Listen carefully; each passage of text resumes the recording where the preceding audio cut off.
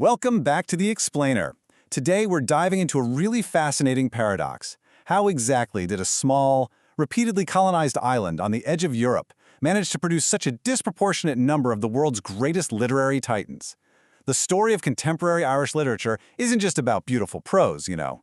It's a profound journey of a nation turning its deepest historical traumas, centuries of subjection, devastating famine, rebellion, and deeply entrenched societal divides into a brilliant global literary canvas. We've got some fantastic ground to cover in today's Explainer. We'll start with history shaping the narrative, then explore the Joycean Revolution, look at post-1945 breaking taboos, and finally, wrap up with guests of the nation. All right, let's jump right into Section 1. History shaping the narrative, the historical crucible. To really grasp the words these authors wrote, we first have to understand the physical and psychological world they actually lived in. There's this profound tension in Irish literature between the romanticized, mythic idea of the rural landscape and the exceptionally harsh reality that authors actually had to grapple with. Back in the 19th century, Ireland was deeply dependent on an agricultural system that was grossly undercapitalized compared to neighboring England. So it wasn't just a picturesque backdrop, right? It was a grueling, unforgiving environment that set the stage for a massive societal rupture. The physical vulnerability of the population meant that when disaster struck, the landscape itself became a canvas of tragedy that would echo through Irish writing for well over a century. And that brings us to the sheer demographic catastrophe of the Great Famine, which fundamentally altered the psyche of Ireland. Between 1845 and 1849, the numbers are just staggering. We're talking about 1 million people dying from disease and starvation, and about 2 million more emigrating, mostly to America and England. In 1847 alone, the peak year, 250,000 people lost their lives. But beyond these massive numbers is the psychological impact. The famine caused a profound literal silence across the island. It wiped out entire communities and rapidly accelerated the decline of the native Irish language. Plus, it left behind this crushing survivor's guilt. It was an unspeakable generational trauma that took writers decades to even figure out how to put into words.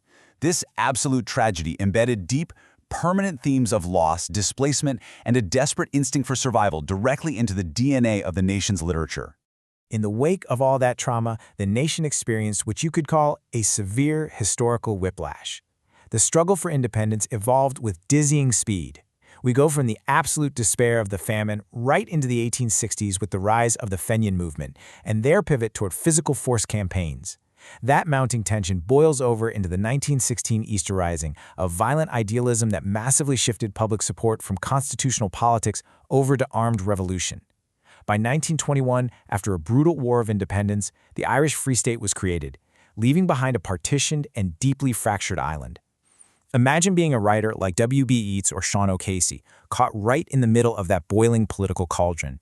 They were forced to react, acting as both active participants in the cultural revival and sharp critics of the emerging new state. Moving on to Section 2, the Joycean Revolution, Escaping the Labyrinth. So how did writers escape this heavy history? Well, James Joyce famously suggested, through his protagonist Stephen Dedalus in A Portrait of the Artist as a Young Man, that a writer actually had to physically and mentally escape the complex labyrinth of Irish history to find a truly authentic voice. Joyce felt this labyrinth was just full of false ways out. Specifically, he called out the strict, suffocating confines of religion and the fierce, often blinding fervor of nationalism. He basically viewed these forces as domestic, ideological oppressions that had simply replaced English colonial oppression. To truly observe and write about the human condition without bias, Joyce believed you had to step completely outside of those rigid societal boundaries. Only by flying past those nets could an artist create something universal. And to pull off that kind of radical break from tradition, Joyce needed a radically new set of tools. The external world of Irish politics, famine, and war felt way too chaotic to make sense of through traditional storytelling, so Joyce turned completely inward. He pioneered the stream of consciousness. Borrowed from modern psychoanalysis, this technique captures the internal monologue, the direct, unedited, completely raw quotation of the mind.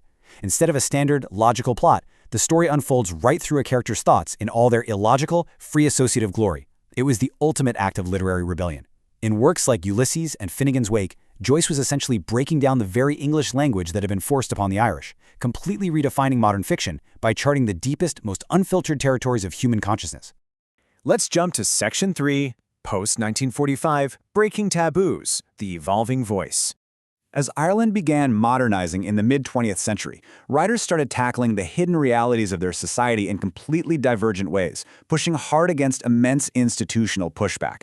On one side, we have Edna O'Brien. She fiercely challenged the conservative, strict moral framework of the time. Her Country Girls trilogy used incredible sexual candor to express despair over women's conditions. And just to give you an idea of what she was up against, there was this draconian 1929 Censorship of Publications Act, a law so strict that it literally made examining normal human sexuality a forbidden act in Ireland. So, predictably, her books were banned. Then, on the other side, you have Frank O'Connor. He employed this brilliant, unflinching realism, focusing on what he called submerged population groups, basically the marginalized everyday people struggling quietly against immense social constraints. Both of these distinct approaches were absolutely vital in dragging the hidden, unglamorous realities of Irish life right out from the shadows and into the light. Which brings us to Section 4, Guests of the Nation, a microscopic case study. To really see how all these massive historical themes get distilled down into a single devastating room, we have to look at Frank O'Connor's remarkable 1931 short story, Guests of the Nation. It's set right during the brutal War of Independence. O'Connor masterfully uses an opposition of elements here. You have two English hostages, Belcher, who is polite and quiet, and Hawkins, who is highly talkative and argumentative. And they're being held by Irish rebels. Bonaparte, our narrator, who feels deep inner remorse, and Noble, whose participation in the eventual execution completely contradicts the very meaning of his name. O'Connor really leans into this dark irony. Despite being mortal enemies in a war zone, they actually form a genuine camaraderie. They sit around playing cards and arguing politics, completely blurring the lines of the conflict and highlighting the profound absurdity of the political machine when you zoom in on the actual human beings trapped inside it.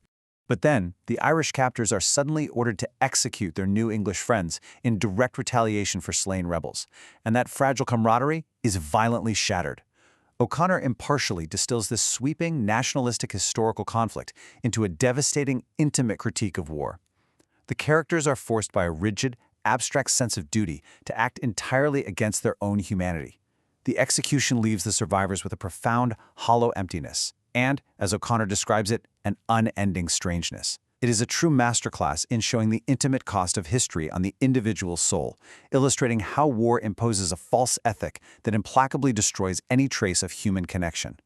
As we wrap up this explainer, I really want to leave you with this profound thought to ponder. From the devastating famine and the bloody fight for independence, to the strict societal taboos and the linguistic rebellion of Joyce, Ireland took its absolute most painful crucibles and transformed them into transcendent art. It is a true testament to the enduring power of narrative. How do a nation's deepest historical scars and traumas become its greatest gifts to the global literary landscape? Thank you so much for joining me today, and I hope this sparks your curiosity to explore more of the extraordinary, enduring world of contemporary Irish literature.